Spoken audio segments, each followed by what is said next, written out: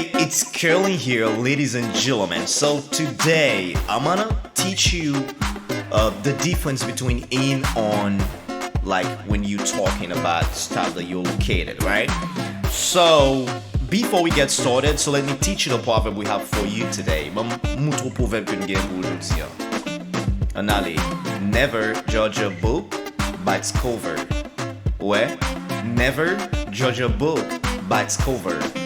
Ou kata de ou di, don't judge a book by its cover. Ouais, don't judge a book by its cover. Men la mdou, never judge a book by its cover. Qui veut dire, pas juger moun, pas garder moun sou apparence. Ok, ouais, never judge a book by its cover. Voilà, pas jamais. Ouais, never. Mais si me dit don't, c'est pas juger. Mais si me dit never judge, c'est pas jamais juger. Ouais, never judge a book by its cover. Mon Canada gen américain qui dit appearances or deceptive. Ouais, appearances. On allait, appearances or deceptive.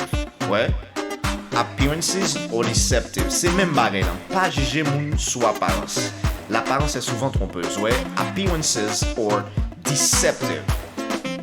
Alright, appearances are deceptive. Mais proverbe jodi, même proverbe principal que m'bolan c'est never judge a book by its cover. Là gen judge qui c'est juger. Si m'a dit pas juger, m'a dit don't judge me. Ouais, don't judge me. Pas juger, don't judge me. Est-ce que vous jugez? Do you judge me? Ouais, do you judge me? Est-ce que vous jugez? Do you judge me? Ok, est-ce que le jugeau, là on vit, doshi, ouais, doshi judge you, en allez, doshi judge you, là faut ranger bouche là bien aller, doshi judge you, yeah, doshi judge you, si son gars me tape dit, does he judge you, yeah, does he judge you, qu'on y a bonne belle phrase anormale, li juger, même si ça m'a dit li juger, ouais, she judges, en allez, she judges me, she judges me, she judges. Garçon, hein? He judges. Ouais? He judges. Ouais? He judges. Exactly. An gado ba kon ya? I'm in a car. Ouais? I'm in a car. I'm on a bus. On allez. I'm on a bus. Yeah, I'm in a car. I'm on a bus. La ki diference ouais là? Ou elle me dit machine, non me dit in, ouais? Me dit I'm in a car. Moi nan machine, I'm in a car. Lem nan bus là me dit I'm on a bus, ouais. I'm on a bus. Mon ka di ki ça veut dire? On garde les règles pour nous, ouais.